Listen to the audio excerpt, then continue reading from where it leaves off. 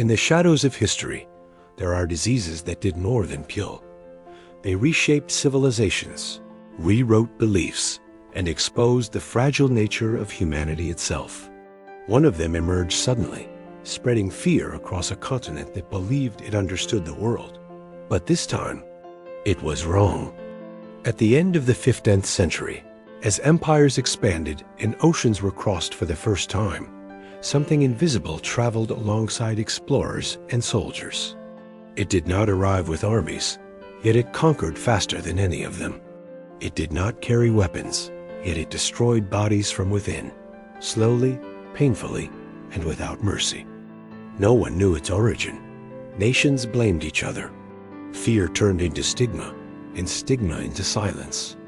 What began as a mysterious illness soon became one of the most feared epidemics in human history, a disease that attacked not only the body, but identity, morality, and trust. This is not just the story of a disease. This is the story of fear, of discovery, of human error, and of the thin line between knowledge and ignorance. From battlefields to royal courts, from scientific breakthroughs to devastating misconceptions. This is the hidden history of syphilis. And as we uncover its past, we may begin to understand something far more important, not just where it came from, but what it reveals about us. In the late 1400s, Europe was struck by something terrifying. Not an army, not a famine, but an invisible force that crept silently from body to body. It began with small, almost insignificant signs, a sore, a rash, a fever. But within months, the symptoms transformed into something far more horrifying. Flesh decayed, faces collapsed, bones twisted beneath the skin. What people witnessed was not just illness. It was a slow, visible unraveling of the human body. The disease spread with astonishing speed. Soldiers carried it across battlefields. Merchants unknowingly transported it between cities, and entire communities found themselves infected before they could even understand what was happening. There were no cures, no explanations, and no mercy. Within a few short years, it had reached nearly every corner of Europe, leaving behind a trail of pain, fear, and confusion. No one knew where it came from. Some believed it was a punishment from God. Others thought it was the result of immoral behavior, a curse brought upon humanity by its own sins. Nations blamed one another. The French called it the Italian disease. The Italians blamed the French. And across the continent, fear quickly turned into suspicion, and suspicion into division. But beneath the fear and the myths, a deeper mystery remained unsolved. How could a disease appear so suddenly, so violently, and spread so completely? Was it truly new? Or had it been hiding among humans for centuries, waiting for the right moment to emerge? The answer was not just a question of medicine. It was a question of history, exploration, and human connection. Did this disease come from the New World, carried across the ocean by explorers returning from unknown lands? Or was it always here, hidden in plain sight, misunderstood, and unnamed? To answer that question, we must go back to the moment where history, biology, and human ambition collided and changed the world forever. In 1494, Europe stood on the edge of transformation, politically, culturally, and unknowingly, biologically. When the army of Charles VIII of France marched into Italy during the Italian Wars, his goal was conquest. But what followed would become one of the most devastating biological events in European history. As French troops laid siege to Naples, something far more dangerous than war began to spread within their ranks, a disease unlike anything they had seen before. At first, it moved quietly through the camps. Soldiers, already exhausted from battle, began to notice strange symptoms. But within weeks, the infection exploded. Painful sores covered their bodies. Fever weakened them. And then came the disfigurement. Faces eroding, flesh breaking apart, bodies betraying themselves. The army that had come to conquer began to collapse from within, not by swords, but by an invisible enemy. As the French army retreated from Naples, they carried the disease with them, not as prisoners, but as hosts. Mercenaries returned to their homelands, traders resumed their routes, and within a few short years, the illness spread across Europe with unprecedented speed. From Italy to France, from Germany to England, no region was untouched. What had begun as a localized outbreak became a continental crisis. But perhaps even more revealing than the disease itself was how people reacted to it. No nation accepted responsibility. Instead, each blamed the other. The Italians called it the French disease. The French insisted it was the Neapolitan disease. In Poland, it became known as the German disease. In Russia, it was the Polish disease. The illness spread through bodies, but blame spread even faster through words. Fear turned into stigma. Stigma turned into silence. Those infected were often hidden, abandoned, or shamed. The disease was no longer just a medical condition. It became a social judgment, a mark of moral failure in the eyes of society.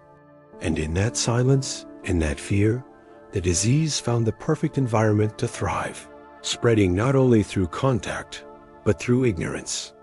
As the epidemic spread across Europe, one question echoed louder than any other. Where did it come from? This was not just curiosity. It was a desperate search for meaning in the face of fear. How could a disease appear so suddenly, so violently, and affect so many? To understand its origin, we must look beyond medicine, into the age of exploration, when the known world was expanding and boundaries were being broken for the first time in history. One of the most widely accepted explanations is known as the Columbian theory. According to this view, syphilis was brought to Europe by the crew of Christopher Columbus' voyage to the Americas. When Columbus and his sailors returned from the Americas, they may have unknowingly carried a new and aggressive strain of disease. From sailors to soldiers, and from soldiers to civilians, the infection spread rapidly through ports, armies, and cities. In this theory, globalization in its earliest form became the catalyst for one of history's first documented pandemics. But not all scientists agree. Another perspective, known as the pre-Columbian theory, suggests that the disease was already present in Europe long before Columbus ever set sail. According to this view, syphilis may have existed in a milder or less visible form, only to mutate into a far more aggressive strain around the late 15th century. Environmental changes, urban crowding, and increased human mobility could have triggered this transformation, turning a hidden infection into a devastating epidemic. Today, modern science provides a deeper understanding of the disease itself. Syphilis is caused by a bacterium known as Treponema pallidum, a microscopic organism capable of silently invading the human body and remaining undetected for years. What makes it particularly dangerous is its ability to mimic other diseases, deceive the immune system, and progress through stages that can span decades. It is not just an infection. It is a master of survival. Perhaps the most unsettling possibility is this: the earliest form of the disease may have been far more aggressive than what we know today. Historical records describe symptoms that appeared faster, spread wider, and caused more severe physical destruction. Over time, the bacterium may have evolved, becoming less immediately lethal, but more persistent. In other words, what once killed quickly may have adapted to survive longer within us. What made syphilis so terrifying was not just its spread, but its progression, a slow, methodical destruction of the human body in stages. It often began quietly with a single painless sore. Then came the second stage, rashes spreading across the skin, fever, fatigue, and lesions that marked the body like a warning. But the most devastating phase was yet to come. Years later, in its final stage, the disease attacked the bones, the organs, and the brain itself, twisting the skeleton, collapsing facial structures, and leaving behind a body that barely resembled the person it once was. As the disease progressed, it did something even more disturbing. It invaded the mind. In its advanced stages, syphilis could affect the nervous system, leading to a condition now known as neurosyphilis. Victims began to lose control over their thoughts and emotions. Memory faded. Personalities changed. Hallucinations emerged. What started as a physical illness slowly transformed into a psychological nightmare, blurring the line between disease and identity. But the damage was not limited to the individual. Society itself reacted with fear and rejection. Those suspected of having the disease were often isolated, shamed, or completely abandoned. Families broke apart. Relationships collapsed. The illness carried not only physical suffering, but a heavy social burden, a mark of disgrace that followed victims wherever they went. In many cases, the fear of being exposed was just as devastating as the disease itself. Throughout history, several well-known figures have been suspected of suffering from syphilis, though certainty remains elusive. Al Capone, one of the most infamous crime bosses of the 20th century, reportedly experienced severe mental decline later in life, possibly linked to untreated infection.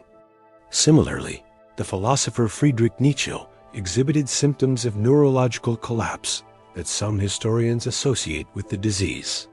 While these cases remain debated, they highlight a powerful reality. This illness did not discriminate. It reached across classes, professions, and identities. In the end, syphilis was more than a disease of the body. It was a disease of perception, identity, and human connection. It distorted not only flesh, but reality itself for those who suffered from it. It turned fear into isolation, and isolation into silence. And in that silence, it continued to spread, unseen, misunderstood, and devastatingly effective. To truly understand syphilis, we must step beyond human history and look into the natural world. The bacterium responsible for this disease, Treponema pallidum, is not entirely unique to humans. Variants of the Treponema family have been found in animals, causing similar infections under different names. This raises a deeper question. Is syphilis purely a human disease, or part of a much older biological story that predates civilization itself? Scientists believe that many human diseases did not originate with us, but evolved alongside animals over thousands of years. In this evolutionary perspective, pathogens adapt, shift hosts, and transform in response to environmental pressures. What we now recognize as syphilis may be the result of such a transformation, a pathogen that once circulated among animals, gradually adapting to infect humans with increasing efficiency. This brings us to a critical concept in modern epidemiology: zoonotic diseases, infections that pass from animals to humans. While syphilis itself is not typically classified as a modern zoonotic disease, its evolutionary relatives suggest a shared biological pathway. Throughout history, human behavior has accelerated these transitions. Migration, war, trade, and exploration have brought humans into closer contact with new environments and species, increasing the likelihood of diseases crossing the boundary between animal and human populations. The outbreak in Europe during the late 15th century did not happen in isolation. It occurred at a time when human movement was expanding at an unprecedented scale. Armies marched across borders, ships crossed oceans, and trade networks connected distant lands. These were not just pathways of culture and commerce, they were pathways of disease. In many ways, humanity itself became the vehicle that allowed infections to spread, adapt, and survive. And this pattern has not disappeared. In the modern world, we continue to witness similar dynamics. Global pandemics, such as COVID-19, remind us that the relationship between humans, animals, and disease is ongoing. The story of syphilis is not just about the past. It is a reflection of a system that still exists today, a system where biology, behavior, and movement intersect, shaping the future of global health. As syphilis spread through Europe, it did more than infect bodies. It reshaped how societies saw illness, morality, and each other. Unlike many other diseases of the time, this one carried an implication, a suggestion that it was tied to behavior rather than fate. Those who suffered were no longer seen only as victims, but as suspects, judged not just for their condition, but for what others believed had caused it. Fear led to separation. Those suspected of infection were often pushed to the margins of society, isolated in hospitals, abandoned by families, or forced into silence to avoid public humiliation. Entire communities developed an unspoken rule: do not speak of it, do not acknowledge it. But silence did not stop the disease. Instead, it allowed it to spread more effectively, hidden beneath layers of denial and shame. Over time, the disease transformed something deeply human into something deeply feared. Sexuality, once openly discussed in certain cultural contexts, became increasingly associated with danger and moral decay. Conversations disappeared. Education vanished, and in their place, myths and misconceptions grew. The body was no longer just a biological reality. It became a moral battlefield. Institutions responded in ways that reflected both fear and authority. The Catholic Church emphasized moral discipline, often framing the disease as a consequence of sin.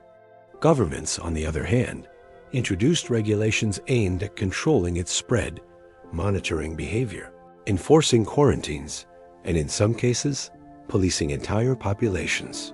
These measures were not just about health. They were about control over bodies, behavior, and belief. In the end, the most lasting impact of syphilis was not only physical or even psychological, it was deeply social. The disease created a culture of fear that extended far beyond infection. It divided people, reshaped norms, and altered how individuals understood themselves and others. As one truth became increasingly clear, the disease didn't just attack the body, it attacked identity. As syphilis tightened its grip on Europe, desperation began to outweigh reason. Physicians and healers, faced with a disease they could not understand, turned to treatments that were as dangerous as the illness itself. Among them, one substance became the most widely used: mercury. Applied as ointments, inhaled as vapor, or even ingested, it was believed to purge the body of the disease. But in reality, it often brought patients closer to death. A phrase began to circulate across Europe, capturing both the irony and tragedy of the time. A night with Venus, a lifetime with Mercury. It reflected a grim reality, a moment of pleasure followed by years of suffering, not only from the disease, but from its treatment. Mercury caused intense salivation, severe pain, and visible deterioration. Patients endured prolonged exposure in the hope of survival, often unaware that the cure itself was poisoning them from within. The side effects were devastating. Teeth loosened and fell out. Gums deteriorated. Internal organs suffered irreversible damage. In some cases, patients died not from syphilis itself, but from mercury poisoning. And yet, despite the suffering, the treatment persisted for centuries. Why? Because in the absence of knowledge, even the illusion of a cure can be more powerful than the truth. It was not until the early 20th century that a true breakthrough emerged. The discovery and widespread use of penicillin revolutionized the treatment of bacterial infections, including syphilis. For the first time in history, the disease could be effectively cured without destroying the patient in the process. What had once been a slow and agonizing sentence became a treatable condition, a transformation that marked one of the most important turning points in modern medicine. The story of early treatments is not just about medicine. It is about the cost of uncertainty. It reveals how fear can drive innovation, but also how it can lead to suffering when knowledge is incomplete. In trying to cure the disease, humanity often harmed itself. And in that painful process, it learned a critical lesson. Progress in science is not just about finding answers, but about questioning them. Looking back, it becomes clear that syphilis was never just a biological event. It was a social phenomenon, shaped as much by human behavior as by microbial evolution. The disease did not spread in isolation. It moved through networks of war, trade, intimacy, and silence. And in doing so, it revealed a fundamental truth.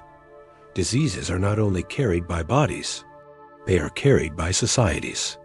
One of the most powerful lessons of this forgotten pandemic is the danger of not knowing and the consequences of misunderstanding. In a world without scientific clarity, fear filled the gaps. Myths replaced facts, blame replaced responsibility, and stigma replaced compassion. The result was not only a deeper human suffering, but a disease that spread faster and further because it was hidden, denied, and misunderstood. Today, the world is different, but not entirely. Syphilis has not disappeared. It still exists, still spreads, and in many regions, it is once again on the rise. However, unlike the past, we now understand its cause, its progression, and most importantly, how to treat it. With early diagnosis and antibiotics such as penicillin, the disease can be cured effectively. What was once a life-altering condition is now, in many cases, a manageable and preventable infection. Modern medicine has transformed the fight against infectious diseases, but it has not eliminated the challenges. Access to healthcare, public awareness, and social stigma continue to influence how diseases spread and how they are treated. In many ways, the story of syphilis continues not as a crisis of biology, but as a test of systems, education, and global responsibility. The question is no longer whether we can cure the disease, but whether we can learn from it. In the end, syphilis was not just a disease. It was a mirror reflecting humanity's fears, mistakes, and evolution. And perhaps its greatest legacy is this: a reminder that knowledge is our most powerful defense, not only against disease, but against ourselves. If this story made you think differently about history, science, and the fragile balance between knowledge and fear, then you're exactly where you need to be. Every story here is more than just the past. It's a lens into who we are today and who we might become tomorrow. If you want to explore more hidden histories, forgotten pandemics, and the unseen forces that shaped humanity, make sure to subscribe and become part of this journey. Your likes help this content reach more people who are curious about the truth behind history. And your comments, they don't just share opinions, they expand the conversation and sometimes even reshape the next story we tell. Don't forget to stay tuned for the next episode, because some stories don't end here, they only get deeper. Until then, take care of your health, stay curious, and never stop questioning the world around you. Wishing you a strong mind, a healthy body, and a balanced life.